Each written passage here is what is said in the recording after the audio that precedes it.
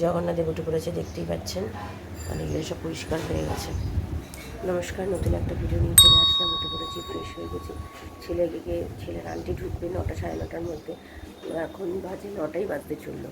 তো ছেলেকে দুধ দিয়ে দিয়েছি, বিস্কুট দিয়ে দিয়েছি। মাসি চলে এসেছে, মাসি কাজ করছে।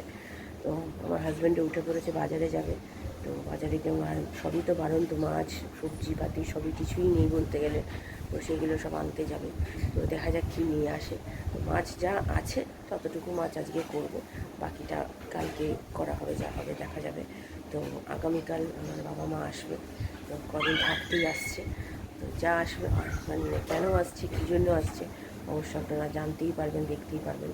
তো সেটা আগে থেকে বলবো না, সেটা আপনারা দেখলে বুঝতে পারবেন। তো যাই হোক, আপাতত এখন যাবো রান্নাঘরে। মাঝে রান্নাঘরটা হয়ে গেলে, আমার হাজব্যান্ড আজকে চা খাবে না বলছে। কালকে যদি শরীরটা হট করে খারাপ হয়ে গেছে বলে আজকে চা খাবে না বলছে। তো আমি হ্যাঁ হ্যাঁ, তো এখন চালিয়ে দিয়ে গেছে, ঠিক আছে। তো এই যে বাজারে যাচ্ছে, তাই পাম্পটা চালিয়ে দিয়ে গেল, বন্ধ করে দেবো আমি দেখে। বাজার করতে সময় লাগে, এখন বাজারের অপেক্ষা করে বসে থাকলে, মানে জল বন্ধ হওয়ার অপেক্ষা বসে থাকলে বাজার আর অনেক বেলা হয়ে যাবে। তো তার জন্য আমি বন্ধ করে দেবো। তো আপাতত এখন রান্নাঘরে গিয়ে আমার নিজের জন্য চা করি, চা খাই, দুধ জাল দিই, এই হচ্ছে ব্যাপার। তো আজকে রান্নাবান্না দেখে মাছের ঝোলই করবো। তো রাত্রিরের জন্য একটা কিছু করতে হবে, করবো।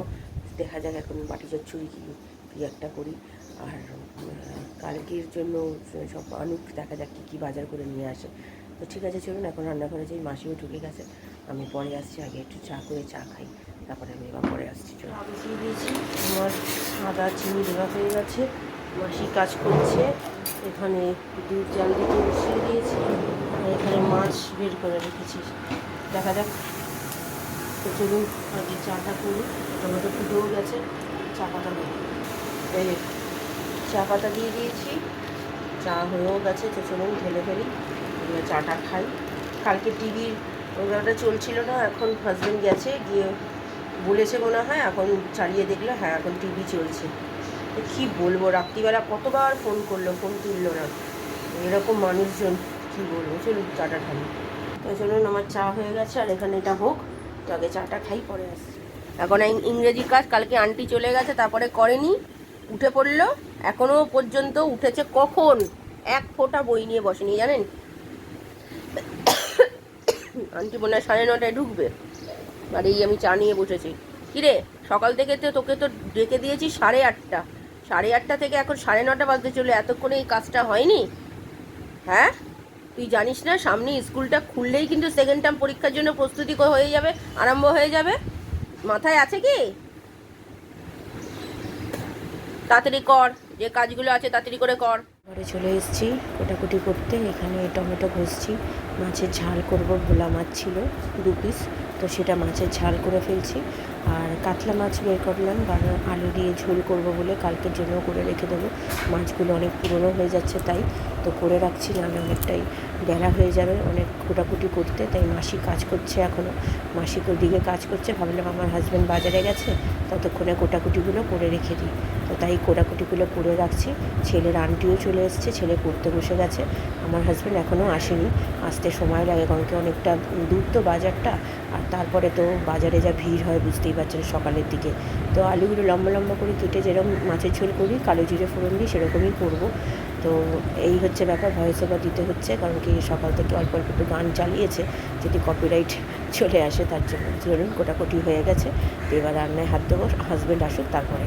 আমার হাজব্যান্ড তো বাজার থেকে চলে এসছে, 3 রকম মাছ নিয়ে এসছে, কাতলা মাছ, বাটা মাছ, পাটা না পার্শে মাছ, চিংড়ি মাছ। আর আগের মাছ যা ছিল সেটা তো রান্না করব। তো এখানে শাক নিয়ে এসছে, লাল শাক আর পাট পাতা নিয়ে এসছে। তো আজকে লাল শাকটা করে রাখছি, কালকের জন্য রয়ে যাবে।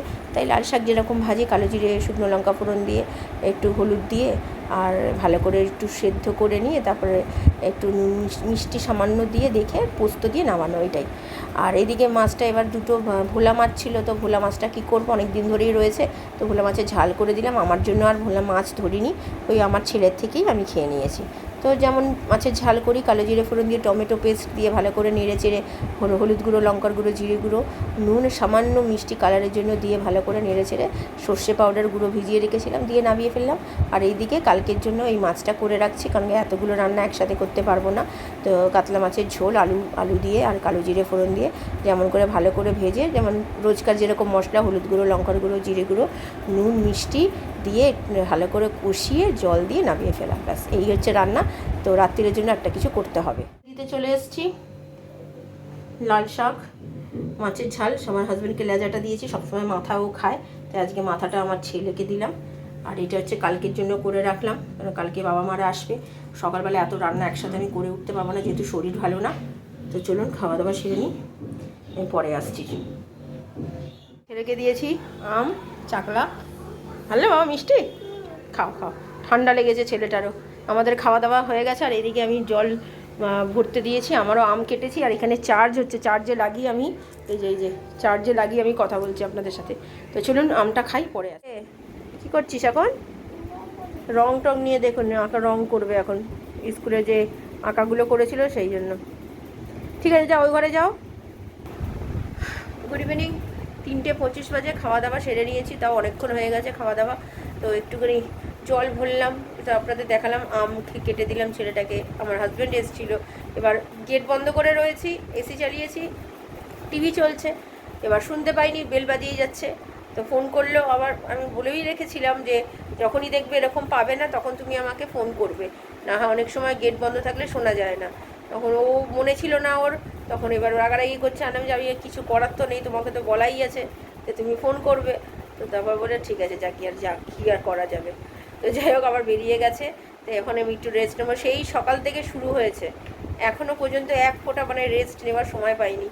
এবার একটু শোবো, এখন মাসিকে বলেছি আজকে, কালকে তো রাগারাগি করেছি, আজকে সকালবেলাও বলেছি তাড়াতাড়ি আসতে, দেখা যাক, বলেছে তো 4টে সাড়ে 4টে আসবে, এখন 4টে সাড়ে 4টে বলে যে কটা করবে জানি না।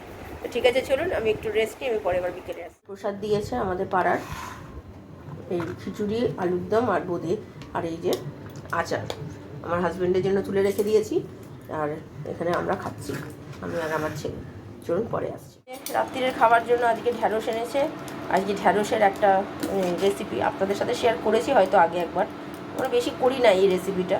তো এটাকে নুন আর হলুদ দিয়ে সেদ্ধ করে রেখে দেবো, রাত্রিবেলা গরম গরম ভাজবো, যখন ভাজবো তখন আপনাদের সাথে শেয়ার করবো। মাসি কাজ করে চলে গেছে, এখন দেখা যাচ্ছে না, এখন বাজে 6টা 5, আজকে তাড়াতাড়ি চলে এসছে, আজকে 5টা 10-15 মধ্যে চলে এসছে, এসে কাজ করে একটু আগে বেরিয়ে গেল। আর আমার স্টুডেন্ট আজকেও আসবে না, ও কোথায় গেছে সেই জন্য ও আজকে ফিরবে কি কালকে ফিরবে, যবে আসে দেখাই যাবে, দেখা যাক কবে আসে।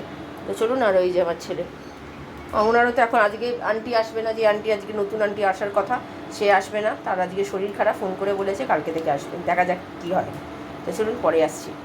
ছেলে সন্ধ্যে দিতে বসে গেছে, দেখতেই পাচ্ছেন, এখন 7টা 25 বাজে, এতক্ষণ ধরে বলে এই এখন দিচ্ছে। আগেই তো বললাম আন্টি আসবে না, আজকে যে নতুন আন্টি আসার কথা সে আসবে না, তো আজ কালকে থেকে আসবে, তার জন্য ছুটি এনার। আর আমারও স্টুডেন্ট আসছে না, তো আমি ওকে পড়াবো, একটু পরে বসাবো, ওর সন্ধ্যেটা দিক, তারপরে দুধ দেবো।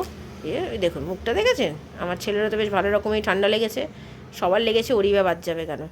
তো ঠিক আছে, চলুন ওর সন্ধ্যে দিক, আমি আবার পরে আসছি। আর এখনও রুটির মাসি আসেনি, আসবে, রুটি আর ঢ্যাঁড়স আলু, ওই ঢ্যাঁড়সের তরকারি না ভাজাটা করবো রাত্রিরে, তখন করবো, আপনাদের সাথে অবশ্যই শেয়ার করবো। চলো, ঘরে একটুখানি মুড়ি মেখেছি, ছেলের খিদে পেয়েছে, তো এই যে ওটাও কেমন হয়েছে খেতে, খেয়ে দেখ সব ঠিকঠাক আছে কিনা।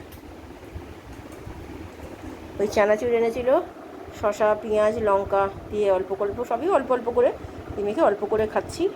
তো চলুন পরে আসতে চলে এসেছি, মৌরি আর শুকনো লঙ্কা ফোড়ন দিয়ে দিয়েছি, আর এবার রুটি করে চলে গেছে। আমার হাজব্যান্ড চলেও এসছে, মোটামুটি নামিয়ে দেবো ভাবতে, ভালো করে ভাজি, তারপরে পেঁয়াজ দেবো, নুন আর হলুদ দেওয়াই আছে, লাগলে আর একটু দেওয়া যেতে পারে, একটু মিষ্টি দেবো। পেঁয়াজ দিয়ে দিয়েছি, একটু নুনও দিলাম লাস্টে, মিষ্টি এখনও দেবো লাস্টে, গোলমরিচ জিরে দেবো, একটু খেতে ভালো হয়।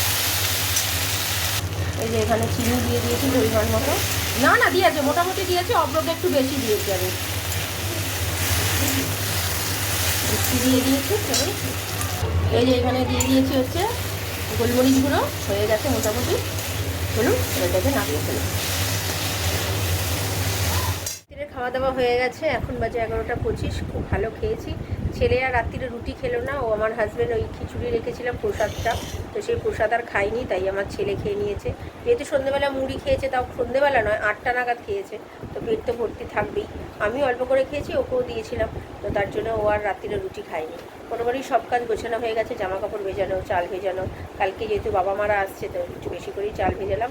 আর কালকে একটু এঁচোড় চিংড়ি করবো, আর মাছ তো আজকে করে রেখেছি একটা, আর দেখা যাক লাল শাক একটু আছে আজকে করা, তো সেটাই দেবো। আর দেখা যাক আর কী করা যায় সেটা। রাত্রিবেলা কালকে আবার রুটি করতে আসবে না, তো দুবেলা ভাতই করতে হবে। এই হচ্ছে প্ল্যানিং আপাতত। এখন দেখা যাক বাবা মারা কতদিন থাকবে 4-5 দিন তো অন্তত থাকবেই। তো ঠিক আছে, চলুন ভিডিওটা তাহলে আর বড় করছি না। ভালো লাগলে লাইক শেয়ার সাবস্ক্রাইব করবেন। কালকে নতুন একটা ভিডিও নিয়ে চলে আসবো। আপনারা ভালো থাকবেন, সুস্থ থাকবেন।